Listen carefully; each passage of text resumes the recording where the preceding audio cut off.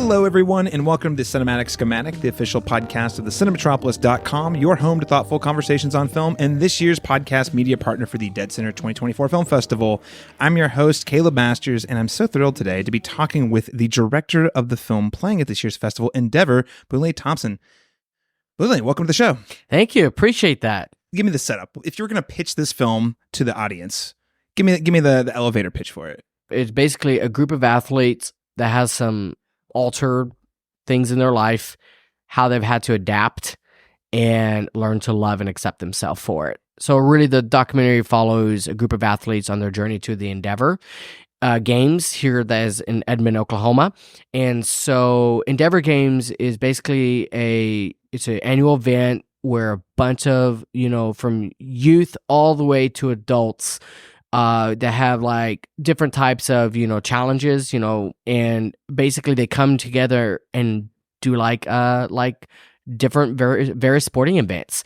But really what's beautiful is really seeing how they all adapt from that, doing basketball or to general sports to just, just being just them, being themselves. Yeah. Yeah, you see like the authenticity show up in the sports and the athletic competition? Oklahoma doesn't really have any adaptive sports leagues. We were in Wichita, Kansas, when we were following one of our athletes, and they have a whole high school, adaptive sports division, and we don't. And I think we're starting to, but Endeavor Games is that opportunity for all ages to basically come and compete that they maybe never been able to compete in a regular sport, to come and just look at their peers that maybe have similar challenges and be able to be open and, just really see that, wow, there's other people like me. And also just for them to be able to compete with one another, because I would say probably part of the process of part of the process is that some of them probably never got to compete in regular, right? And they feel like, man, I wish I could be part of that. The Endeavor Games gives them a platform for that. I mean, I imagine you probably run across a lot of really inspirational stories with this. Can you kind of elaborate on some of the stories that you follow specifically? Sure. So some of the athletes that we followed is one was Haven Shepard, and she basically was this Vietnamese girl that was adopted when she was a baby, and her parents committed suicide by strapping a bomb with her on it. Oh my goodness. She lost both of her legs. Wow. So she was a baby, so she basically grew up knowing that, but her mom told her at like 5 and basically told her this is what happened, and she was like, okay, this is me. And she sets a really good example of like really just like, all right, well, I'm a girl I'm a girl, I have no legs, but you know what? That's okay. I'm gonna keep doing what I do. I'm not gonna let that stop me from actually doing the thing I've dreamed of doing. Exactly, which for her is she's a swimmer. And then you take like Derek, and he was a UCO football player, and he got in an accident on the train track and lost one of his legs. And talk about being get a scholarship in football and losing that, and basically having to having to change that. He discovered a track, and he became a phenomenal track runner and high jumper. Yeah, and now he's going to the Paralympics. And Haven Shepard been there, and then you have Micah, who's got spina bifida, who is a track athlete, but he has to be on one of those bike, on those wheelchair. And so what was beautiful with that is he's been born with that his whole life, and has to when he was younger he didn't have any opportunities to compete in sports, but in Kansas as he got older they opened that up, and so he's been able to compete in track. And so those are some of the stories that you see, like the resilience that they've all had to overcome. And then you also have like the Cajun Crushers, which is a group of like older adults out in Baton Rouge. A lot of them have, fortunately have lost a limb or a stroke or something that, that were either they were born with it, but a lot of them were it happened later in their life, and they've had to learn to grieve and go through that whole process. One of the Cajun Crushers, she talked about maybe killing herself, but it took her a long time to learn to accept and love herself. That so she was basically paralyzed from like one side of her. She can't really use her other side, and so the film really shows that what the example from these stories, we wanted to show that just because that they've had either were born with it or it happened later in their life, that they all had to go through to some capacity a grieving process. And either that is, why is my peer not like me, or why did this happen to me? And basically having to, okay, I have to adapt from it, figure a way out, and love myself for it and move forward from it. And so really the film is about, even if even if you haven't lost a limb or don't have, spina bifida or something like that, showing that even whatever challenge you overcome or you face, accept it and love yourself for it. Because we face that where we sometimes hide or we're afraid of that. And I want Endeavor to be able to inspire people that, hey, it's going to be good. I'm going to make it, and I'm going to adapt, and I'm going to do what I need to do. There is a path forward. Yes. No matter what awful, misfortunate thing happens to someone in their life, there's always a path forward. There's always people out there who have been through maybe not the exact same experience, but a similarly traumatizing, life-altering experience. Yes. And is that, like, as a filmmaker, does that idea of resilience and reinvention, what draws you to those kinds of stories? Kind of goes to my personal story. So I was adopted from Romania. I was a Romanian orphan.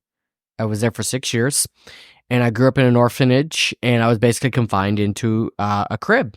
And so being, for one off, abandoned at birth, and basically being in a crib, I missed a lot of the proper developments as a normal, child will go through, like nurture and physical and things like that.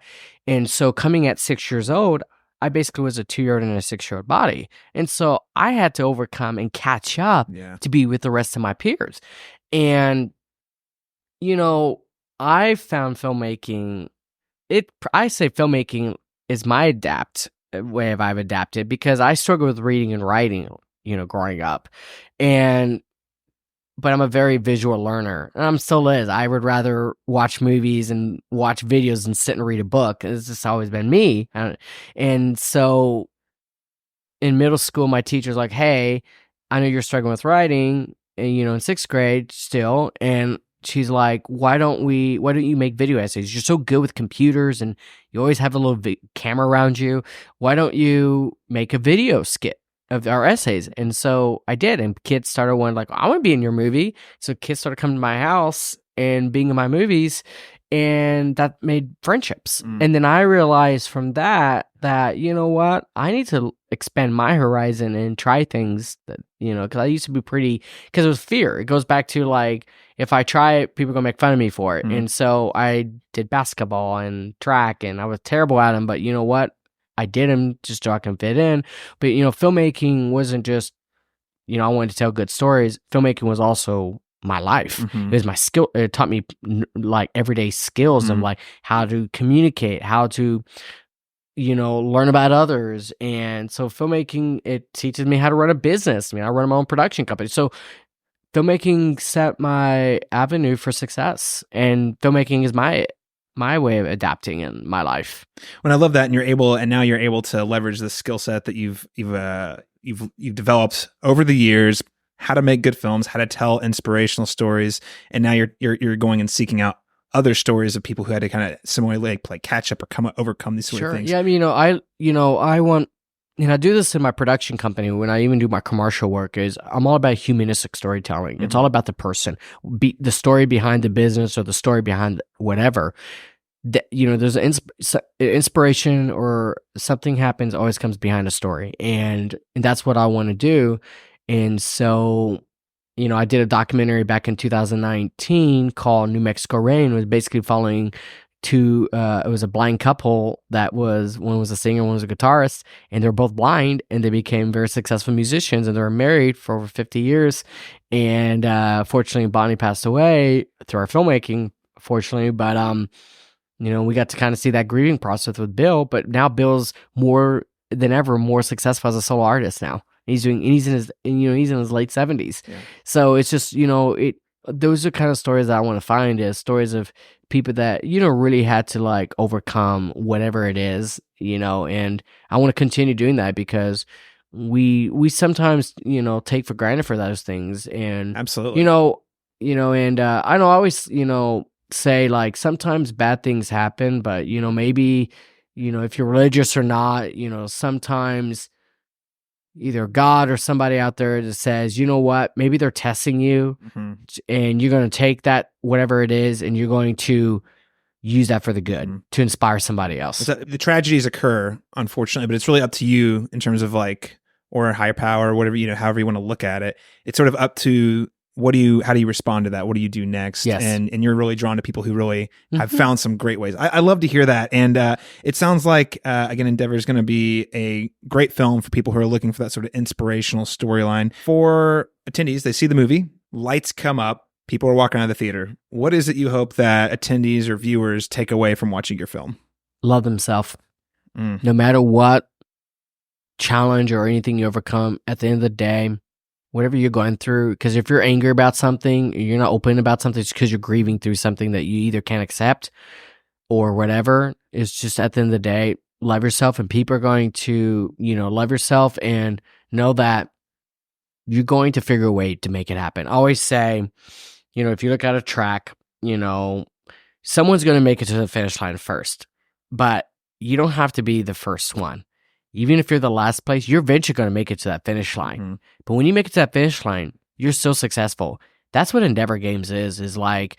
It really is. It's competitive, but it's not like it's really about finishing that line and being proud that you made it. Yeah, absolutely. Well, again, Endeavor as a film playing here at dCFF24. With this podcast publishing after dCFF24, where can people follow the film in the future? Absolutely. So they can follow the film on Facebook. So just Endeavor. I think on Instagram it's at Endeavor Doc, and then on Facebook you can just look up Endeavor Film, Endeavor Documentary, and kind of keep up with that. And of course, you can follow my personal, at, Bunee Filmmaker on Instagram. You can follow the stories and journey through that. And yeah, dCFF24 is our world premiere. We're the first, they're the, first film festival for us, but our goal is to continue doing the festival circuit for the next few months, and then hope to end it up on television. Oscar qualifying film festival here in Oklahoma. It's a good one, man. What a good start. Yeah. Yes. Okay, final question here for you. We've been asking every guest on the show this year's dCFF24. What is your favorite film going experience? And it could either be the movie itself, or maybe just the experience of watching it with someone that meant a lot to you. At this festival, or in general? In general? Okay. Honestly, I think my favorite experience is honestly when I get to walk out of the movie and have a conversation about it. Yeah, when you're in the movie, you're processing so many different things, but my favorite part is when you walk out of the theater and you get to talk about it. 100% why I started this podcast. Yeah, and you'd be amazed that the person you're sitting next to, even like with my girlfriend, because my girlfriend has a whole different taste in movies than I do. I watch more dramas and documentaries, more intense. She always says, why do you watch so much depressing films? I'm like, because that's where the real performances are. Those are the real intense, because I'm not a big comedy guy, but that's just me. And she loves comedy and action. But what's fun though is like we both sit and I'll go watch what she likes and what I watch. Her perspective is so different than mine on what she takes away from it. And I love that. Yeah. I love how you get to sit with that person and they have a different perspective. And that's what makes filmmaking magic, is that, you can interpret it however, there's always a message in a story, but people take it so many different ways. And you know what? I think that's the beauty of it. That's why it's the magic of it. The conversation is, again, big believer here on this podcast. This is the reason we started, because we love talking about movies. It is the conversation. The movie is one thing, but it's that conversation that happens afterwards that really, hopefully we can all learn and grow from one another. But you didn't mention a specific movie, so I have to push you. That was good. It was good. I saw what you did there. Yeah. You zagged away from the movie. Do you have a specific movie? or conversation about a movie? Tree of Life, because I still today don't know if we fully understand what it's even about. But you know what? Like I've seen it like 4 or 5 times. Mm-hmm. And every time I watch it, I feel like it's something different. Yeah. But you know what? That's why Terrence Malick's one of my favorite directors, is because you have to think extra hard. And sometimes you get angry. He's like, I just don't know what I don't even know what this guy's thinking. Right. But you know what? That's what the beauty of filmmaking is. He takes it and interprets it in your own way. Yeah. And you kind of create your own story. It kind of pushes you to be, even if you're not a filmmaker and you watch a Terrence Malick movie, sometimes you become a storyteller, even if you don't know it. Yeah. Because you might be interpreting that story differently, but you know what? You just made a story. Mm-hmm. You interpreting the story is the story. Like Exactly. you telling the story to yourself or to your friends. I love it. And I think the last thing I'd say, his thing that makes his film so beautiful is, I love it how you say, I've seen it multiple times and it's different every time. I feel like he's one of those guys, you pick it up every 5 years and you're like, wow, this feels like a different movie. It just hits different now than it did last time I watched it, which is super cool. Wait, maybe I need to rewatch it. I haven't seen it in a while, so maybe I need to rewatch it and see if I have a different perspective. You and me both. Well, hey, Bunee, director of Endeavor, thanks so much for joining us on the Cinematic Schematic. You bet. Today. Thank you. Pleasure. And listeners, thank you for tuning in. We'll catch you again next time.